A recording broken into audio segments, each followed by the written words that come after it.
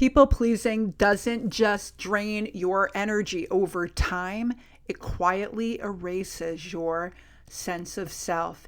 And if you've lived it, you know this isn't about being too nice. This is about survival, identity, and a nervous system that learned to stay alert long before it ever learned how to rest.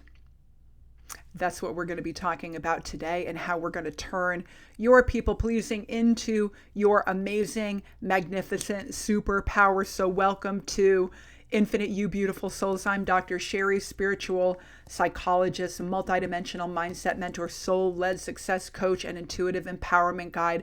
And today, yes, we are going to be talking about people pleasing, not to shame it, to fix it, or to rush past it, but to finally understand it, honor it, and transform it in a way that feels safe, grounded, true, and definitely empowering. So if you've ever thought, why can't I stop doing this? You are in the right place. And for those who are new to my channel, welcome, welcome. I love having you here. I am all about helping you align with the essence of who you are, your soul's truth, so you can shift your programming and lose your limits, so you can tune in and really imagine and create your most magnificent, beautiful life and whatever you want to be, do, have, and experience on this timeline. So welcome, welcome. Let's dive right into this topic today of people pleasing.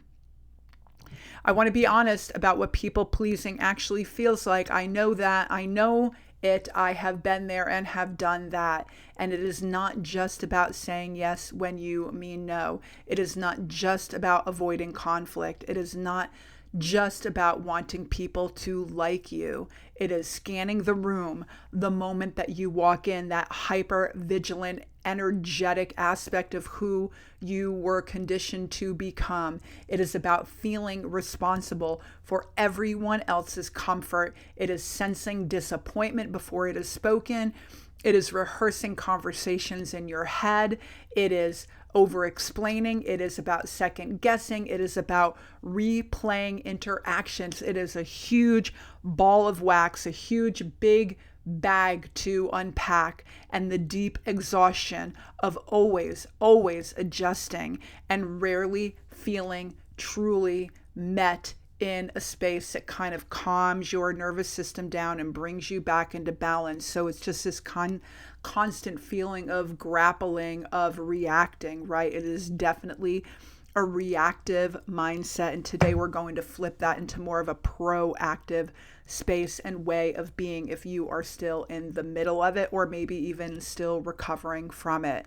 And the thing about it is, and how this is all connected to alignment and losing limits and, really creating your best life. If you can clear the energy that is repelling what you want, so you can attract more of it, right? Alignment attracts more of what you want, so that it always energetically leads back to, what you are manifesting, what you are calling in, and what you are creating, for sure, and what you may be resisting and repelling. So that always is my angle.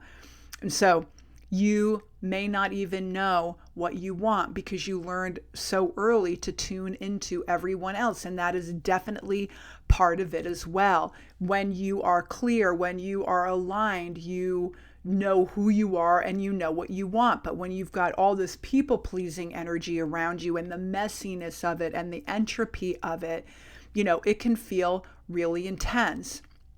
It is definitely not a weakness. It is definitely your nervous system doing its job way too well, right? And so there is a relationship between being an empath, between being an intuitive, between reading a room, being, sensitive to energy, and it kind of all creates sort of an amalgam around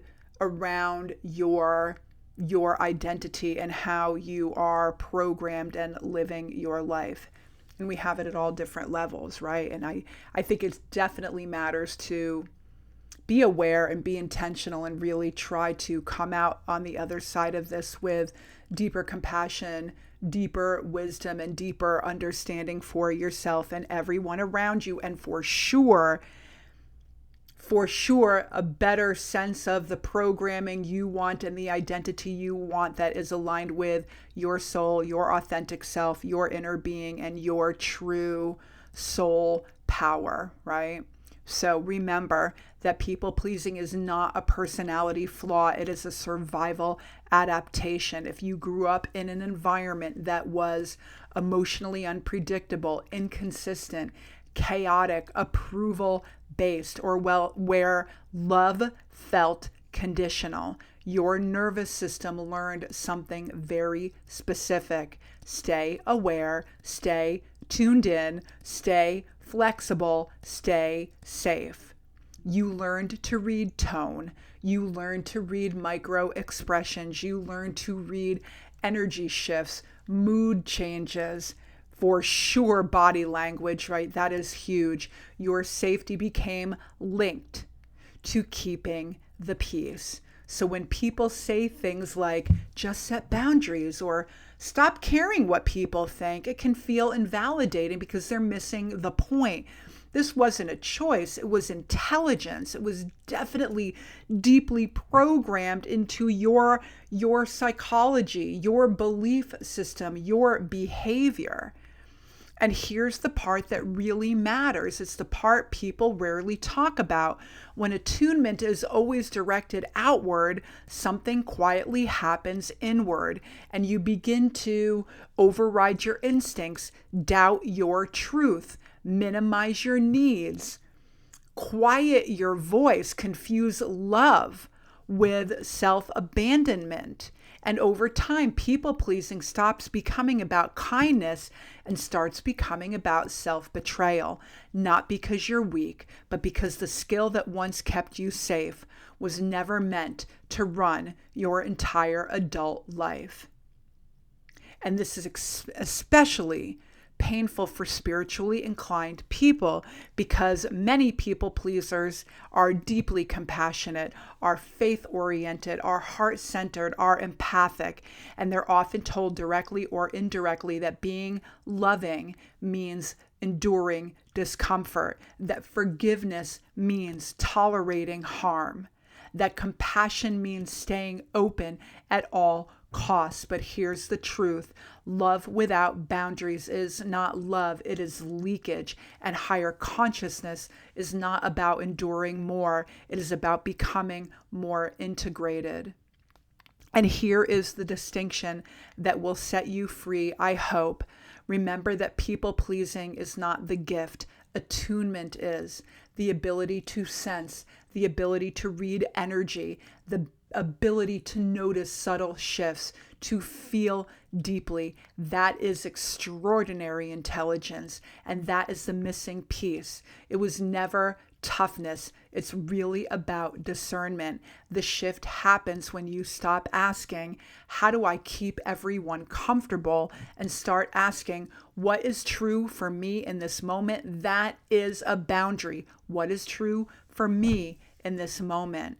And when attunement turns inward in that way, everything begins to shift. You begin to feel yourself first, reference your body and what she or he is feeling. Trust the internal signals, set boundaries without aggression, and choose clarity over guilt. Your sensitivity doesn't disappear, it becomes grounded. And this is where people pleasing evolves into emotional intelligence, intuitive leadership, calm authority, selective openness, soul aligned connection. This is where you become both compassionate and self-honoring. This is where you become truth and grace. And I want to say one other thing about this. Your ability to read people, to read a room, to sense energy is a phenomenal gift, a phenomenal superpower. This is not about blame. This is not about victimhood. This is not about, coulda, woulda, shoulda. This is really about, who are the people in your life that created for you a path to your own evolvement, your own your own evolution, your own expansion, your own greater consciousness. Sometimes our greatest teachers and our greatest spiritual masters were the people who may have been hardest on us. And so it may not be about, it absolutely can be about forgiveness, but it can also be about, shifting your perception and flipping that switch so you can see the hardest parts of your life were actually your greatest teacher in becoming, in shifting the consciousness, right? We all come here and we choose our family, we choose our parents, we choose our circumstances, and we do that as souls so we can become and evolve and grow and contribute to the expansion of this amazing collective consciousness and really serve our soul's purpose and God's mind, the universe, source energy in a really amazing, powerful way. And so if this resonates with you, I would love a subscribe. I would love a like. Definitely comment. Tell me where you are on your journey. Hit the notification bell if you are so inclined so you know when I release my next video, usually every Sunday, Tuesday, and Friday. And, comment for sure. Where are you in your life? Are you still abandoning yourself to preserve connection? No judgment, just awareness. This is all about the journey. And I do want to say this too. I'm going to put links in the description box below for my free newsletter, my free webinar, Recode Your Reality, the link to my Infinite You membership program on School. You can actually hop in there and get a 7-day free trial. It is brand new, so there's not a ton of content, but I'm going to be in there doing live calls, coaching, Q&A. It's a really great, amazing, high energy, high frequency container for you to evolve and expand and grow. Remember, you were never meant to harden your sensitivity. You were meant to anchor it for sure. And remember that your awareness is never, ever a flaw.